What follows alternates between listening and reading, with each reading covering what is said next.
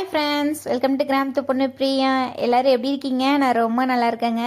இந்த வீடியோவில் மழை டைமில் பாப்பாவுக்கு ஸ்கூல் லீவ் விட்டப்போ எப்படி போச்சுன்னு சொல்லிட்டு இந்த வீடியோவில் பார்க்கலாம் வாங்க.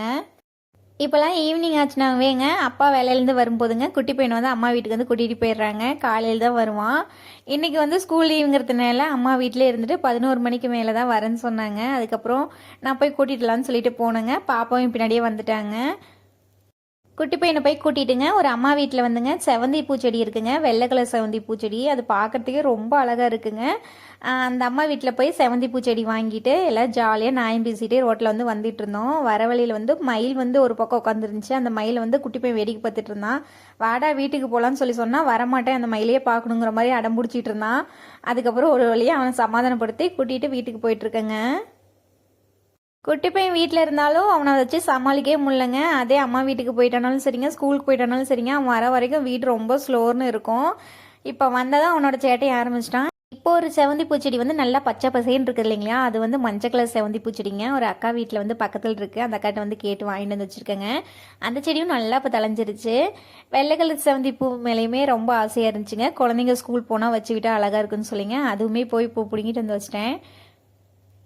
மழை பெய்யும் போது இந்த பூச்செடி வேலையெல்லாம் பார்த்துக்கணுங்க. மழை அதிகமாக பெய்யும் போது பூச்செடியில் ஏதாவது புதுசாக வைக்கிறனால வைக்கலாங்க. அதுக்கு முன்னாடி ஏதாவது பூச்செடி நம்ம வச்சுருந்து ரொம்ப புதையாட்ட ஏறி போயிருந்தா கூட அதெல்லாம் சுத்தமாக கட் பண்ணி விட்டோம் அப்படின்னா அந்த தண்டில் இருந்தே பூச்செடி வந்து நல்லா வளர்ந்து வந்துருங்க. இந்த வெள்ளை கலர் செவந்தி பூச்செடி தாங்க இப்போ வாங்கிட்டு வந்து வச்சுருக்கேன். பார்க்கறதுக்கு எவ்வளோ அழகாக இருக்குன்னு சொல்லி பாருங்கள். பார்க்க ரொம்பவே ஆசையாக இருந்துச்சு. அந்த அம்மா வந்து பாப்பாவுக்குமே நிறைய பூவெல்லாம் பறித்து கொடுத்தாங்க. இன்னும் நிறைய பூ இருக்குங்க. அந்த செடி வந்து அவ்வளோ பெருசாக வளர்ந்துருக்கு. ஆனால் இடக்கட்டையெல்லாம் நிறையா பிடுங்கிட்டு போயிட்டாங்கடா, இன்னுமே வந்தாதான் அப்படின்னு சொல்லி சொன்னாங்க. இது மட்டும் தாங்க இருந்துச்சு. அது மட்டும் வாங்கிட்டு வீட்டுக்கு வந்து வந்தாச்சு. வீட்டுக்கு வந்ததும் மணி 11 மணிக்கு மேலே ஆயிடுச்சுங்க. இன்னும் காலையில் சாப்பாடு யாருமே சாப்பிடல. நைட்டுங்க புளிசாதம் வந்து குக்கரில் வச்சு விட்டுருந்தேங்க. சாப்பாடு வந்து கொஞ்சம் அதிகமாக தான் சேர்த்தியே வச்சுருந்தேன், காலையிலே ஆகிற மாதிரி. எனக்கு புளிசாதம்னா ரொம்ப பிடிக்கும். அதாவது நைட்டு வச்ச சாதம் காலையில் சாப்பிடும்போது டேஸ்ட் நல்லா சூப்பராக இருக்குங்க. இந்த மலையேறத்துக்கு வந்து கொஞ்சம் கடிச்சிக்கிறதுக்கு ஏதாவது இருந்தால் நல்லாயிருக்குன்னு சொல்லி தோணுச்சுங்க. அதனால முட்டை இருந்துச்சுங்க, அதை முட்டை பொடி மாஸ் மாதிரி பண்ணலான்னு சொல்லிட்டு பண்ணிகிட்டு இருக்கேங்க. முட்டை பொடி மாஸ் செய்யும் போதுங்க எப்பயுமே வெங்காயம் வந்து அரைப்போ தான் வதங்கினா போடுங்க. வெங்காயம் நல்லா வதங்கினதுக்கு அப்புறங்க 2 பச்சை மிளகாயை சின்ன சின்னதாக கட் பண்ணி சேர்த்துக்கலாங்க. அது கூட கொஞ்சமாக ஃப்ளேவருக்காக கொத்தமல்லி தழை வந்து சேர்த்துக்கலாம். அதெல்லாம் ஓரளவுக்கு வதங்கினதுக்கு அப்புறங்க முட்டையை வந்து உடச்சி ஊற்றி நல்லா அடிச்சுட்டு அதுக்கப்புறம் இது கூட சேர்த்துக்கலாங்க. தேவையான அளவுக்கு உப்பு சேர்த்து நல்லா சிம் ஃப்ளேமில் வச்சு கிளறணுங்க. அப்படி கிளறணும் அப்படின்னா தான் முட்டை வந்து ரொம்ப அதிகமாக தீஞ்சு போகாது. இது மாதிரி சாப்பிட்டோம் அப்படின்னா தாங்க டேஸ்ட் நல்லா சூப்பராக இருக்கும். புளி சாதம் கொஞ்சம் இந்த முட்டை பொடி மாஸ் கொஞ்சம் வச்சு சாப்பிடும்போது டேஸ்ட் நல்லா சூப்பராக இருந்துச்சுங்க. வெளியே வந்து பார்த்தோம் அப்படின்னா வாசல் இது மாதிரி இருக்குங்க. அப்பா என்ன பண்ணுறதுனே தெரிலங்க, ஒரு மாதிரி கைன்னு இருக்கு. எவ்வளோ மழை பெஞ்சாலும் சரிங்க, நம்ம வாசல் வந்து இது மாதிரி ஆகவே ஆகாது. இது மாதிரி ஆகிறதுக்கு யார் காரணம் அப்படின்னா நம்ம வீட்டு குட்டீஸ் தாங்க. வீடு வந்து மாப்போட்டு விடுறேன்டா, கொஞ்சம் வெளியே விளையாடுங்கடான்னு சொன்னேங்க. வீடெலாம் மாப்போட்டு வரத்துக்குள்ளே இது மாதிரி பண்ணி வச்சிட்டாங்க. கார்த்திகை தீபத்துக்கு முன்னாடி நாள் வந்துங்க பரணி தீபம்னு சொல்லி சொன்னாங்க. அந்த பரணி தீபத்தில் வந்துங்க விளக்கு போட்டு கும்பிட்டோம் அப்படின்னா நம்ம முன் ஜென்மத்தில் செஞ்ச பாவமாக இருந்தாலும் சரிங்க, இந்த ஜென்மத்தில் செஞ்ச பாவமாக இருந்தாலும் சரிங்க, நம்ம தெரியாமல் பண்ண பாவமாக இருந்தாலும் சரிங்க, பரணி தீபத்தன்னைக்குங்க ஈவினிங் ஒரு 6 மணிக்கு மேலேங்க விளக்கேற்றினா ரொம்ப நல்லதுன்னு சொன்னாங்க. நம்ம செஞ்ச பாவம் எல்லாமே அழிஞ்சு போயிருங்கிற மாதிரி சொன்னாங்க. அது எந்த அளவுக்கு உண்மைன்னு சொல்லி தெரிலங்க. நான் அப்படின்னு சொல்லி சொன்னதுலேருந்து ஒரு 2-3 வருஷமாக அதை வந்து ஃபாலோ பண்ணிகிட்ருக்கேங்க. காலையிலேருந்தே மழை நெசன்னு பேஞ்சிட்டு இருந்ததுனாலங்க ஒரு மாதிரி டல்லாகவே போயிட்டு இருந்துச்சு. ஈவினிங் குழந்தைங்களுக்கு வந்து பால் பாயசம் செஞ்சு கொடுக்கலான்னு சொல்லிங்க, அது தேவையான பொருளெல்லாம் இருந்துச்சுங்க. அதனால பால் பாயசம் வந்து செய்ய ஸ்டார்ட் பண்ணிட்டேன். ஃபஸ்ட்டு வந்துங்க கொஞ்சமாக ஜவ்வரிசி போட்டுங்க, நல்லா வெந்ததுக்கப்புறம் அது கூட சேமியாவை சேர்த்துங்க, அதையும் சேர்த்து நல்லா வெந்ததுக்கப்புறங்க ஏலக்காய் தட்டி போட்டுங்க, முந்திரி திராட்சையெல்லாம் நெய்யில் வறுத்து போட்டு பால் வந்து ஊற்றிங்க, தேவையான சர்க்கரை போட்டு கொதிக்க விட்டோம் அப்படின்னா சூப்பராக பால் பாயசம் ரெடிங்க. பால் பாயசம் வந்து ரெடி பண்ணி கொடுத்துட்டு நான் வந்து குளிச்சுட்டு வந்துட்டேங்க. பால் பாயசம் செய்யும்போது கொஞ்சம் தண்ணியாட்டு இருந்துச்சுன்னா தாங்க நம்ம சாப்பிடும்போது அந்த மீடியமான பதத்துக்கு வந்து இருக்கும். பால் பாயசம் செஞ்சு ரொம்ப நேரம் ஆயிடுச்சுங்க, ஆனால் இன்னும் கெட்டியாகலை. மணி 6 மணிக்கு மேலே ஆயிடுச்சுங்க. தீபம் போடலான்னு சொல்லிட்டு எல்லாம் எடுத்து ரெடி பண்ணி வச்சுருந்தேன். நம்ம வீட்டு குட்டி வந்து நான் போடுறமான்னு சொல்லிட்டு அவள் வந்து போட்டுட்டு இருந்தா. நம்ம வீட்டில் பொன் குழந்தைங்க இருந்தாங்க அப்படின்னா இது மாதிரி விஷயம்லாம் செய்யும்போது நம்மளுக்குள்ளாரே ஒரு சந்தோஷங்க. நமக்கு அடுத்து நம்ம குழந்தை வந்து இப்போ விளக்கு போடலாம் ஸ்டார்ட் பண்ணிட்டான்னு சொல்லிட்டு மனசுக்குள்ளார அவ்வளோ சந்தோஷமாக இருந்துச்சு. சரி நீயே போடுறாமேங்கிற மாதிரி நான் அவளையே விட்டுட்டேன். அவன் வந்து ஒவ்வொரு விளக்கா பற்ற வச்சிட்டு இருந்தான். பாப்பா வந்து 5 விளக்குமே பற்ற வச்சிட்டாங்க. நான் வந்துங்க கற்பூரம் இதெல்லாம் காட்டுறதுக்காக தேவையான பொருளெல்லாம் எடுத்து வச்சிட்டு இருந்தேங்க. நம்ம வீட்டு குட்டி பையனுக்கும் அவ்வளோ ஹாப்பிங்க. ஏதோ புதுசாக பண்ணுறாங்களேங்கிற மாதிரி பார்த்து என்ஜாய் பண்ணிகிட்டு இருந்தான். போன வருஷம் கார்த்திகை தீபத்தை அப்பெல்லாம் கூட குட்டி பையனுக்கு அந்தளவுக்கு விவரம் தெரிலங்க. ஆனால் இந்த வருஷம் கார்த்திகை தீபம் வைக்கிறப்ப நல்லா விவரம் கண்டுட்டான். காலையில் விளக்க வைக்கிறேன்னு சொல்லவுங்க இப்போ விளக்க வைக்கலாமாங்கிற மாதிரி கேட்டுகிட்டே இருந்தாங்க. சாமிக்கு தீபாராதனை கட்டுறதுக்காக எல்லாமே ரெடி பண்ணி வச்சுருந்தேன். அது எல்லாமே ரெடி பண்ணோடனே குட்டி பையன் வந்து நான் சாமிக்கு காட்டுறேங்கிற மாதிரி வாங்கிட்டாங்க. எனக்கே ரொம்ப ஆச்சரியமாக இருந்துச்சு. அவ்வளோ அழகாக சாமிக்கு வந்து தீபாராதனை வந்து காட்டிகிட்டு இருந்தாங்க. பார்க்கறதுக்கே அவ்வளோ சந்தோஷமாக இருந்துச்சுங்க. ஒரு பக்கம் சந்தோஷமாக இருந்தாலுமே எங்கே மேலேக்கு இது போட்டுக்கணும் என்னமோங்கிற மாதிரி பயமாக இருந்துச்சு. பாப்பாட்ட கூடுறானாலும் சொன்னால் கேட்கவே மாட்டேன்னு சொல்லிட்டு நான் தான் காட்டுவேங்கிற மாதிரி பண்ணிகிட்டு இருந்தாங்க. குழந்தைங்க 3 பேரும் கொஞ்சம் பெருசானதும் அவங்க சின்ன சின்னதாக ஏதாவது ஒரு வேலை செய்யும்போது பார்க்கறதுக்கு அவ்வளோ சந்தோஷமாக இருக்குங்க. அதே ஏதாவது நம்மளுக்கு இரிட்டேட் ஆகிற மாதிரி பண்ணிட்டாங்க அப்படின்னா அந்த இடத்துல வரும் பாருங்க கடுப்பு. இவ்வளோ பெருசாயும் கூட இவங்க திருந்தவே மாட்டேங்கிறாங்க, இது புரிஞ்சிக்கவே மாட்டேங்கிறாங்கிற மாதிரி அவ்வளோ கடுப்பாகுங்க. இன்ன வரைக்குங்க குட்டி பையன் வந்து ரொம்ப நல்ல பையனாக எல்லாமே தெரிஞ்ச ஒரு மாதிரிங்க. சாமிக்கு வந்து தீபாராதனையெல்லாம் காட்டிகிட்டு இருந்தாங்க. அது அந்த வேலையை முடிச்சதுக்கப்புறங்க கம்ப்யூட்டர் சம்பராணி வந்து பற்ற வச்சுருந்தாங்க. அதை வந்து கையில் எடுத்துகிட்டு அதை சுற்றுன்னு சொன்னால் கீழே கூட வைக்க மாட்டேன்னு சொல்லிட்டு ஒரு மாதிரி அடம் பிடிச்சிட்டு இருந்தான். அதை பார்க்கும்போது லைட்டாக கடுப்பாச்சுங்க. அதுக்கப்புறம் கொஞ்சம் நம்ம திட்டோம் அப்படின்னா நம்மக்கிட்ட பொனஸ் பண்ணிவிட்டு நம்மளை விட்டு விலகவே மாட்டாங்க. அவன் இதையோ சொல்லி புரிய வச்சாச்சுங்க. அதுக்கப்புறம் கீழே வச்சுட்டு மறுபடியும் சாமி காட்டுறேங்கிற மாதிரி ஏதாவது பண்ணிகிட்டு இருந்தான்.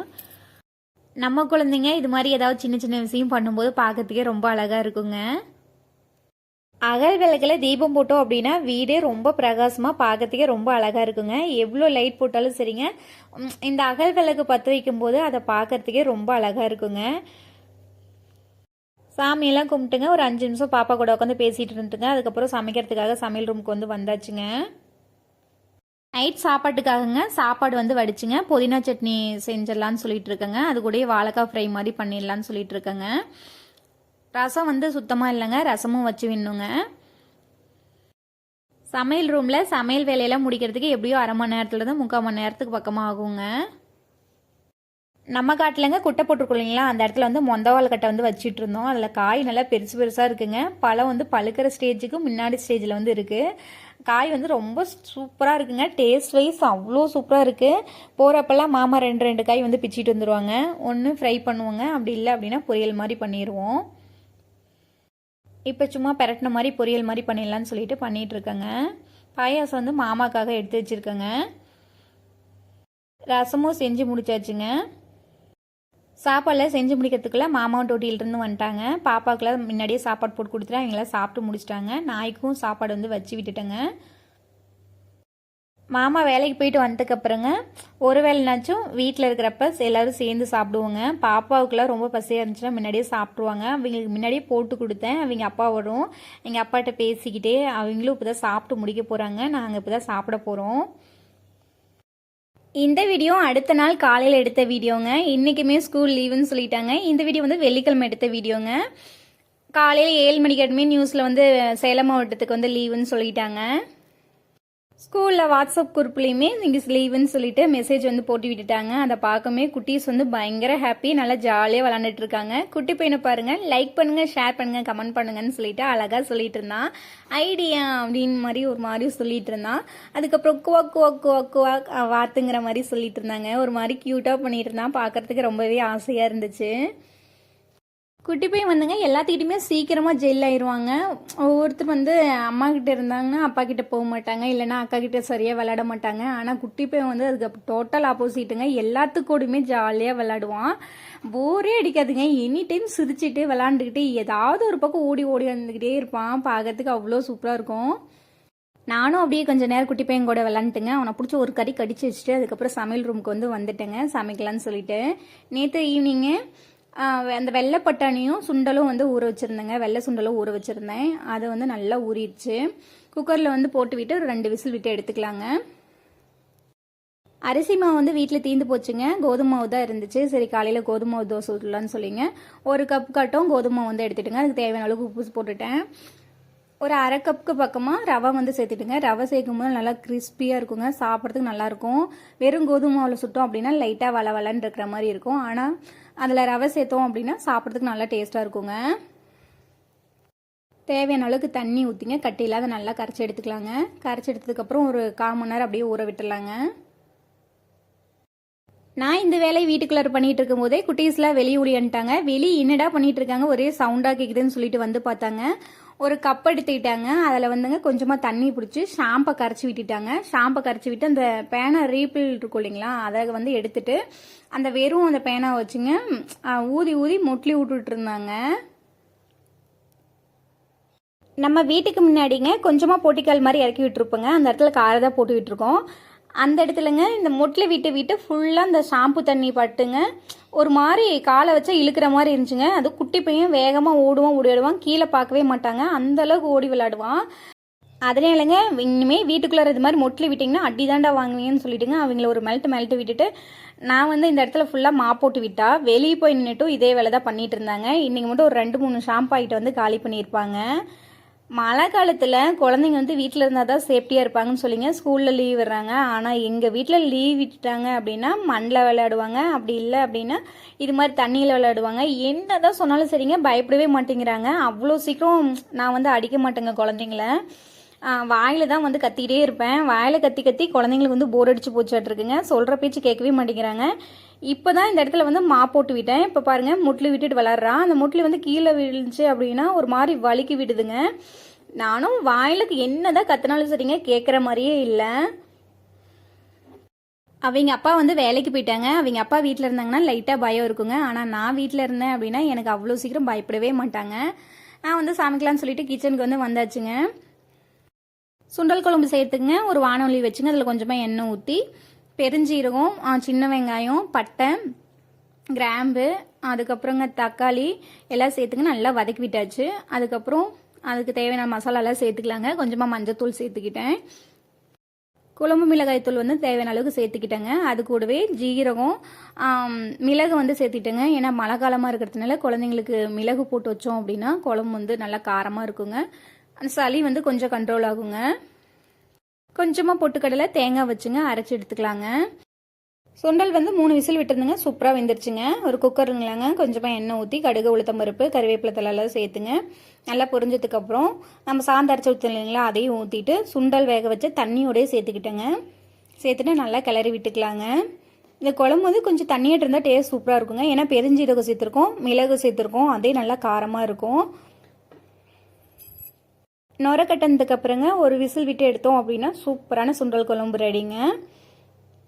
தோசைகள் வச்சு ஹீட் ஆயிடுச்சான்னு சொல்லிட்டு லைட்டாக ஒரு பொட்டு மட்டும் விட்டு பார்த்தங்க, ஓரளவுக்கு நல்லாவே ஹீட் ஆயிடுச்சு. அதுக்கப்புறம் வந்து தோசை ஊற்ற ஸ்டார்ட் பண்ணியாச்சுங்க. இந்த தோசை வந்து எவ்வளோ மெல்சாக ஊற்றினாலும் சரிங்க அவ்வளோ சீக்கிரம் பிஞ்சு வரவே வராது, நல்லா சூப்பராக இருக்குங்க.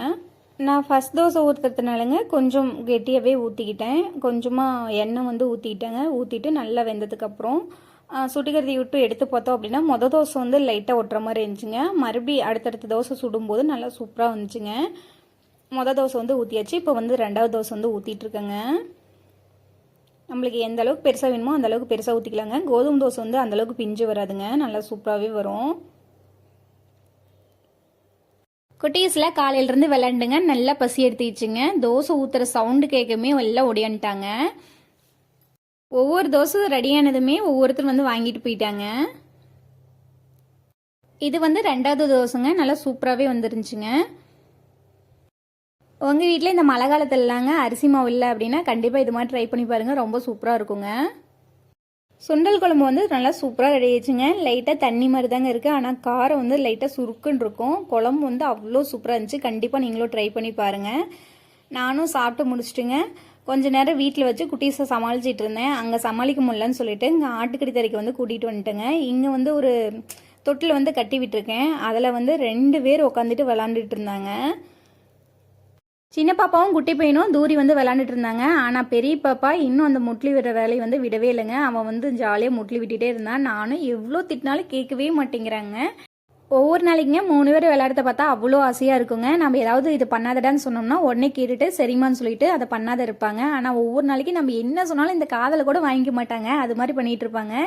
இன்றைக்கும் அது மாதிரி தாங்க. நான் சொல்கிறத இந்த காதலை கூட வாங்கிக்கல. அவங்க பாட்டி அகராதி பண்ணிட்டு இருந்தாங்க. குட்டி பையன் வந்து எங்கள் அக்காட்ட சண்டை பண்ணிட்டு வந்து எங்கூட உட்காந்து நியாயம் பேசிகிட்டு இருந்தான். குட்டீஸ் கொஞ்சம் அகராதி பண்ணும்போது அவங்க மேலே பயங்கர கோபமாக வரும். அதுக்கப்புறம் ஏதாவது சின்ன சின்ன சேட்டை பண்ணாங்க அப்படின்னா அவங்கள பிடிச்சி வச்சு கொஞ்சம் வேண்டியதாங்க. இப்பயும் அதுதான் பண்ணிட்டு இருந்தேன். இன்னைக்கு காலையிலேருந்தே நல்லா மோடமாகவே இருந்துச்சுங்க. மதியத்துக்கு மேலே மட்டும் லைட்டாக துளி வந்துக்கிட்டே இருந்துச்சு.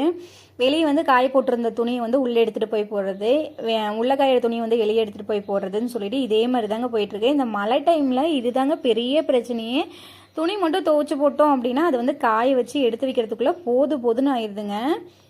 இந்த வீடியோ வந்து ஈவினிங் ஒரு 6 மணி போல் எடுத்த வீடியோங்க. விளக்கெல்லாம் போட்டு வச்சுங்க. ஃபஸ்ட்டு வாசலுக்கு விளக்கு போட்டு அதுக்கப்புறம் வீட்டுக்குள்ளெல்லாம் விளக்கு வச்சுட்டுங்க. அதுக்கப்புறம் போர் குலுக்கி ஆட்டுக்கட்டி தரைக்குன்னு சொல்லிட்டு எல்லா இடத்துலையுமே விளக்கு வந்து வச்சாச்சு. மோட்டார் ரூமுக்கும் விளக்கு வந்து வைப்பாங்க. ஃபஸ்ட்டு இங்கெல்லாம் வச்சு முடிச்சதுக்கப்புறம் தாங்க மோட்டார் ரூம் கொண்டு போய் விளக்கு வந்து வச்சுட்டு வந்தோம். நம்ம எந்தெந்த இடத்துல அதிகமாக புழங்குறோமோ அந்த இடத்துல எல்லாம் விளக்கு வைக்கணும்னு சொல்லுவாங்க. நம்ம எவ்வளோதான் வீட்டை சுற்றி லைட் போட்டாலும் சரிங்க, இந்த ஒரே ஒரு அகல் விளக்கு எரியறது வந்து தனி அழகுங்க. எனக்கு ரொம்பவே பிடிக்கும். அகல் விளக்கு வச்சதுக்கப்புறம் வருஷம் அதை வீடியோவோ ஃபோட்டோவோ எடுத்து வச்சுக்குவாங்க. நான் கல்யாணம் முடிஞ்சு நம்ம வீட்டுக்கு வந்ததுக்கப்புறங்க கார்த்திகை தீபத்தப்ப விளக்கு ஏற்றோம் இல்லைங்களா, அந்த ஃபோட்டோ எல்லாமே லேப்டாப்பில் வந்து ஸ்டோர் பண்ணி வச்சுருக்கேங்க. அதை பார்க்கும்போது அவ்வளோ ஹாப்பியாக இருக்கும். ஒவ்வொரு வருஷமும் எது மாதிரி விளக்கு ஏற்றுறோங்கிறத பார்க்கும்போது அவ்வளோ மனசுக்கு நிம்மதியாக இருக்குங்க. எனக்கு ரொம்பவே பிடிக்கும். வீட்டுக்கு வெளியேன்னு சொல்லிட்டுங்க எல்லா இடத்துலையுமே விளக்கு வச்சதுக்கப்புறம் லைட் எல்லாமே ஆஃப் பண்ணிட்டேன். ஆஃப் பண்ணதுக்கப்புறம் கொஞ்சம் நேரம் அந்த அகல் விளக்கோட வெளிச்சம் மட்டும் வீட்டில் பட்டுட்டு இருந்துச்சு. ரொம்பவே சூப்பராக இருந்துச்சுங்க. கற்பூர பற்ற வச்சு சாமியெல்லாம் கும்பிட்டு முடிச்சாச்சுங்க. இன்னைக்கு இப்படி தாங்க போச்சு. இந்த வீடியோ பிடிச்சிருந்துச்சு அப்படின்னா லைக் பண்ணுங்கள், ஷேர் பண்ணுங்கள், கமெண்ட் பண்ணுங்கள். மறக்காமல் கிராமத்து பொண்ணு பிரியா யூடியூப் சேனலை சப்ஸ்கிரைப் பண்ணி வச்சுக்கோங்க. நீங்கள் பண்ணுற ஒவ்வொரு லைக்கும் நம்ம வீடியோ வந்து கொஞ்சம் முன்னாடி எடுத்துகிட்டு போய் காட்டுறதுக்கு யூஸ்ஃபுல்லாக இருக்குங்க. கண்டிப்பாக லைக் பண்ணுங்கள். ஓகே, பாய்ங்க.